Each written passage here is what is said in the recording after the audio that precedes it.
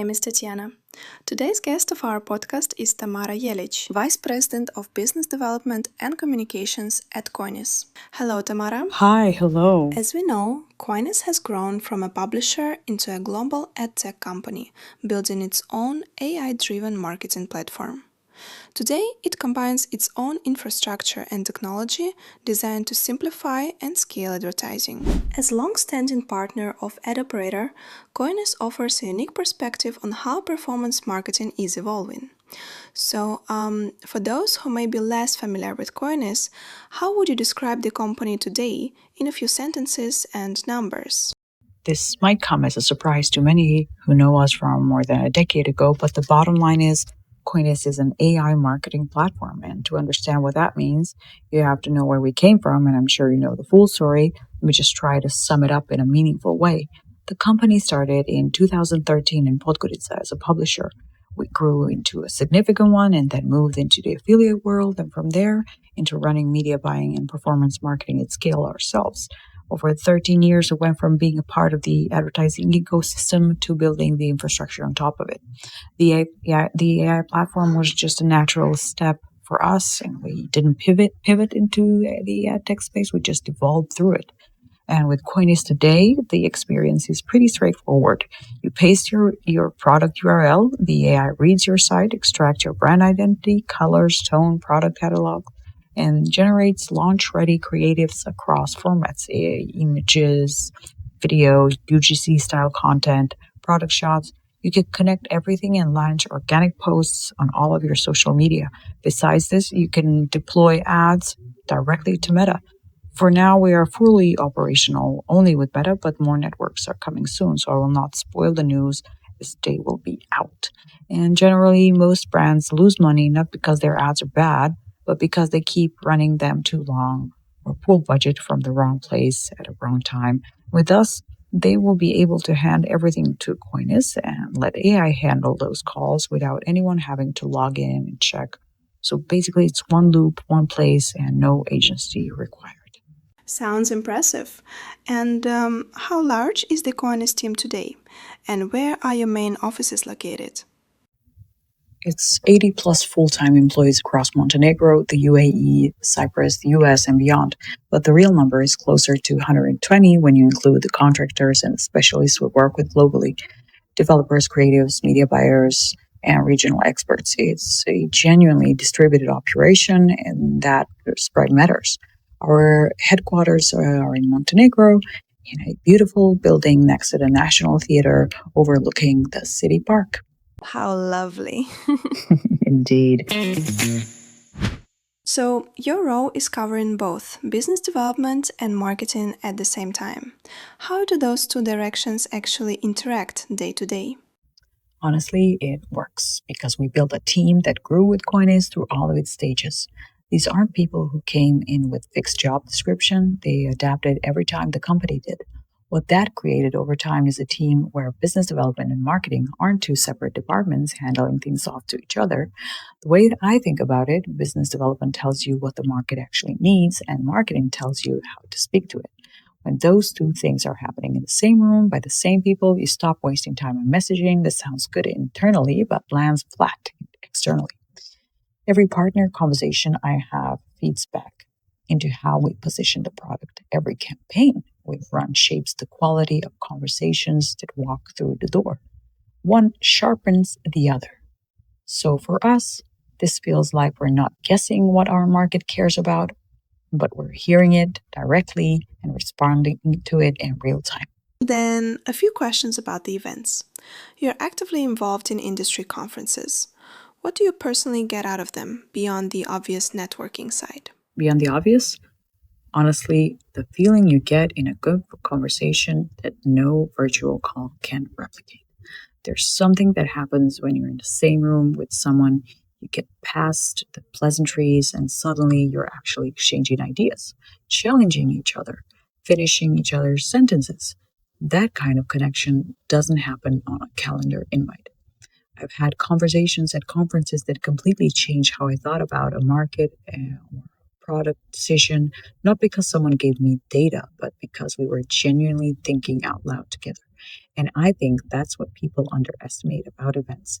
It's not just networking, it's ideas, opinions, off the record talks, and many points that help you both personally and professionally. And do you think live events still matter in affiliate marketing? Or is the industry finding other ways to do what conferences used to do? Yeah, they still matter, but I want to be specific about why. The affiliate industry runs on trust, and trust in this business is built on track record and personal relationships. You can have the best offer in the market, but if a publisher doesn't know you and doesn't have a feel of who you are and how you operate, they're going to prioritize someone they've met. It's just how it works. Events are where these first impressions happen, where existing relationships get reinforced in a way that an online call can't simply match. The second thing, and it's more practical, is quote unquote market intelligence. The affiliate space moves fast. Algorithms change, platforms shift, there's regulatory pressure, geos are opening and closing down, and the people who are ahead of those moves are usually the ones who are in the right room at the right time. Not because someone gave a talk about it, but for example, because someone mentioned it offhand over dinner, and three other people around the table had noticed the same thing. That kind of early signal is genuinely valuable, and you can't get it from a newsletter. So yes, the deals get signed online, the campaigns run remotely, most of the day-to-day is digital, but the relationships that make those deals possible and the intelligence that keeps you ahead still get built in person. That's not nostalgia, it's just how the industry operates. Seems to have real value. Okay, let's talk more about Coinis. We know that you changed brand identity and completely relaunched your product. Is there something about Coinis that you feel the industry still hasn't quite figured out? That we built this from the inside. We have a performance marketing team that runs real campaigns. We saw the problems firsthand. Things like the hustle with delivering fresh creatives, the time spent on manual optimization, the problem with uploading thousands of campaigns daily, etc. Based on that, we built the tool that we needed. That's literally how this transformation came to life. The new Coinis exists because people who live in the advertising space every day pushed for it. So when I hear, I didn't realize you did the XYZ, that's usually because people assume we're another AI first startup that learned advertising from a white paper. We didn't. We came from inside the problem. So Coinis operates across both advertiser and publisher sides. And which side is harder to grow right now? I'd push back slightly on the framing of harder. Every segment has its challenges. The question is whether you see a challenge as a friction point or as a signal telling you something important.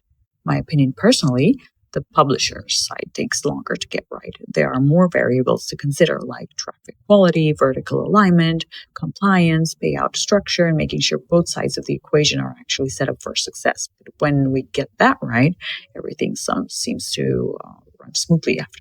On the other hand, the advertiser side is more direct. There's a clear problem, a clear outcome, and the ROI story is easy to tell. That makes it faster to close, but not necessarily easier to retain. The real work in both cases is the same: understanding what somebody actually needs and delivering this or better. And what advertisers need right now is pretty consistent across the board. They want a good creative without paying a designer. They want their campaigns to run without babysitting them. And they want to know what's working without digging through the spreadsheets. And that's exactly what the new Coinis is built around. Well, you come in, you paste your URL, and the AI generates the creatives, launches your ads on Meta, and basically things get easier. As for those who are enterprise clients, they are able to utilize our account infrastructure through the platform. And the performance reporting is right there in the same platform, real time, no experts needed. For an advertiser who's been managing all of that manually or paying an agency to do it, that's a very clear value proposition. The gap between what they're dealing with today and what Coinis gives them is obvious from the first session. And when it comes to scaling on platforms like Meta today, where do advertisers struggle the most? Honestly, the same two things keep coming up no matter who we talk to. The first is creative, not the quality of it, as most advertisers can make a decent ad.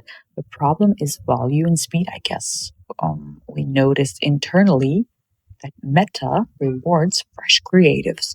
The moment something starts fatiguing, performance drops, and if you don't have something ready to replace it immediately, you're losing money.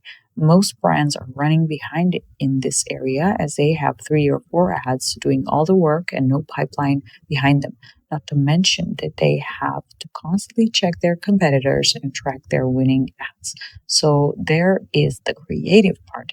And the other part is the whole infrastructure behind the advertising itself. Spend limits, trust scores, disapprovals, things that have nothing to do with how good your ad is, but will stop your campaign cold anyway.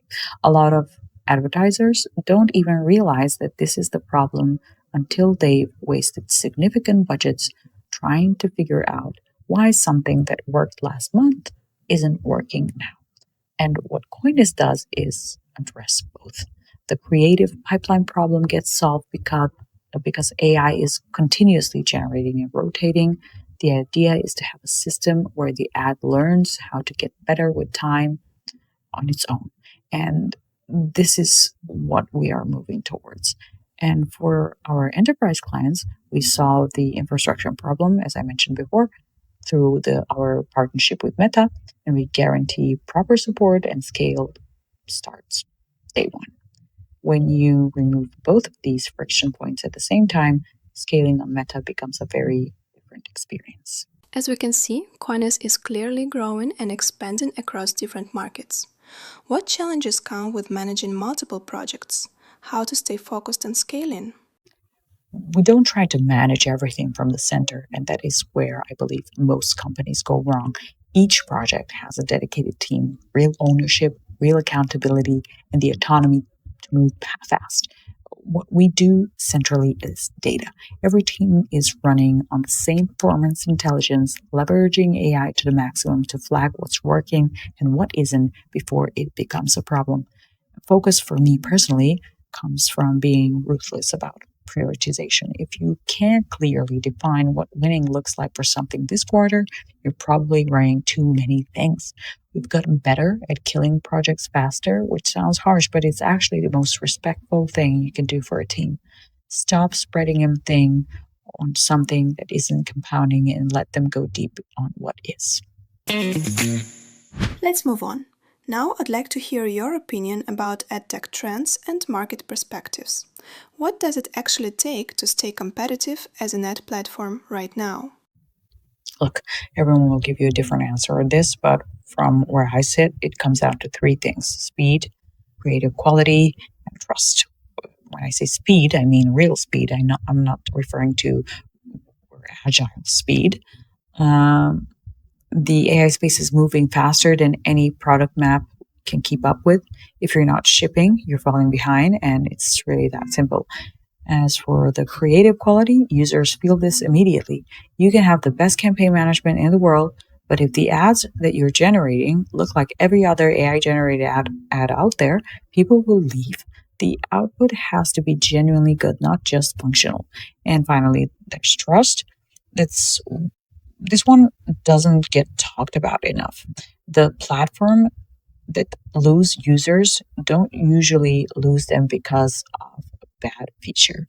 They lose them because something broke their confidence. For example, an account issue, a data problem, or something that makes them feel unsafe. Once that's gone, it's very hard to get back. We've been in this industry for more than 13 years, and the reputation matters to us more than any feature we could ship. You can rebuild a product. You can't easily rebuild trust. So, in your opinion, what's one shift in traffic or user behavior that you think most companies haven't caught up with yet? Creative fatigue keeps coming up in this conversation, and that's not a coincidence. It's genuinely the thing what we see most consistently around brands of every size right now.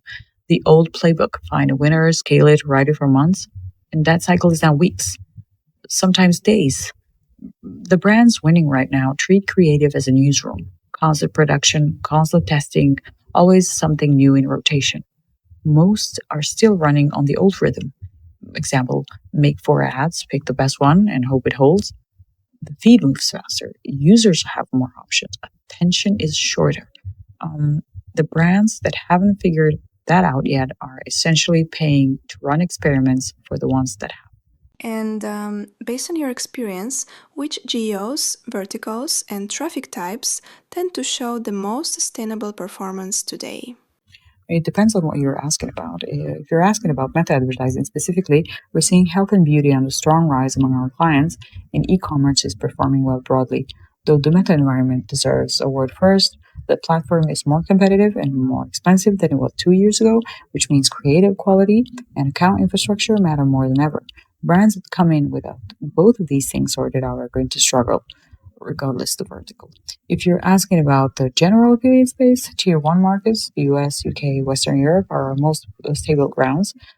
Deep relationships, high payouts, consistent performance, even if the scaling headroom is more limited because saturation is real here. Um, the genuinely exciting growth is in Southeast Asia and Latin America for e-commerce, markets that are still in early in the affiliate maturity, and we're getting it ahead of the curve. Software and utilities have been with us long term, solid LTVs, partners who actually understand the product, and mobile apps are something we're watching closely. There's a wave of AI powered apps with strong retention metrics that need distribution, and affiliate partnerships are still massively underused compared to the paid social. We see that as a meaningful near term opportunity, and traffic wise, mobile first and intent driven sources are outperforming across the board. Push and in app hold up well in the emerging markets. Search and comparison traffic remain the backbone of tier one. Thanks. This is what interests our readers, among other things. And how do you see AI reshaping adtech over the next few years? The honest answer is that most of what people still call AI and ad tech is just automation with a better name. Bid adjustments, creative rotation, budget shifts. That's what it's about mostly. If that's your AI story in 2026, you're already behind. What's actually happening, and what I think most companies haven't fully reckoned with, is that AI is moving from doing the work to making the calls. Not just running the campaign, but deciding which creative direction to push, which audience to go after when something is fatigued before the numbers tell you it is. That requires real learning from real performance data, and that's where the gap between platforms will become very visible very quickly. You can't shortcut that with a good UI. Where I think this lands in the next few years is simple. Marketing stops being something you manage and becomes something that runs on its own. Brands set the direction, AI handles everything underneath. The people and platforms that get there first won't just have a product advantage, they'll have a data advantage, compounds every single day. And that's what we're building towards at Coinis. So, as we can see, the company seems to put a lot into building team culture. But what does that actually look like in practice? Team culture at Coinis is something between a startup and a corporation. We've kept the energy and closeness of a small team, even as we've grown to a huge international team, but we've also built a structure that lets us deliver at scale. What really defines us is a shared obsession with adtech. Say everyone here is genuinely excited about the space, and that enthusiasm is the glue that holds the team together. The principle we lead with is a lot of freedom paired with a lot of responsibility. We don't micromanage. People are trusted to work in a way that suits them best, but they're also expected to own their outcomes. That balance only works if people you hire are capable and accountable, and ours are. We also try to be kind without being soft. We tell each other the truth, and we don't expect everyone to agree at all times, and we genuinely believe ideas get better when they're challenged. Our headquarters in Podgorica reflects all of this. It's designed to give people room to focus when they need to, then the space to hang out, play, and actually enjoy being around each other the rest of the time. Relationships matter to us, and the office is built around it. A few more personal questions in conclusion. What do you genuinely enjoy doing outside of work? Like, what helps you reset? Honestly, I didn't expect this one, but I'll take it. Outside of work, I'm pretty simple. Family, close friends, people who knew me before any of this. I sing, which surprises most people who only know me from a professional context. I work out, and I've made a real effort to protect that part of me that still has dreams I had as a kid. However corny that sounds, I think you lose something important when you let that go.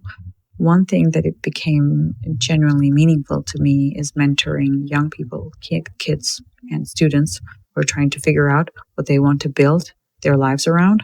We have programs at Coinis where I get to be part of that, and that's one of the things I look forward to most. Not because I have all the answers, but because I remember what it felt like to need someone to tell you that the thing you care about is worth pursuing. If I can't be that for one person, even a few of them, that matters more to me than most things on my CV. I love this job, genuinely, but I've learned that the best idea comes when you step away from the screen. My version of that is simple. People I love, music, movement, nothing complicated. It just keeps everything in balance. Sounds awesome. So, finally, what is your dream for Coinis and where do you want Coinis to be in 3 to 5 years? The platform that made serious advertising accessible to any brand, regardless of size. Right now, great creative and great media buying are largely gated behind agency fees, and let's be honest, we're talking about how our appetite for instant solution has grown in the past year. And what we want to do is close that gap entirely. Personally, I want to see Coinis as the #1 AI marketing platform used by world-renowned brands to create content and ads that I would actually stop scrolling for. That's the bar. Not technically impressive, not industry recognized, but ads that are genuinely good enough that I would watch them. If we get there, everything else follows. A big thank you to Tamara personally and the Coinis team for taking the time to share their perspective and insights with AdOperator. It was a very interesting conversation about the realities of modern adtech, performance marketing, and the growing role of AI in shaping the industry.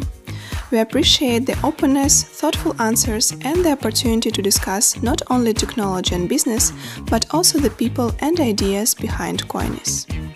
If you like this podcast, don't forget to like and subscribe, so we know you've enjoyed this format. This will encourage us to create even more content. Stay tuned to the AdOperator channel.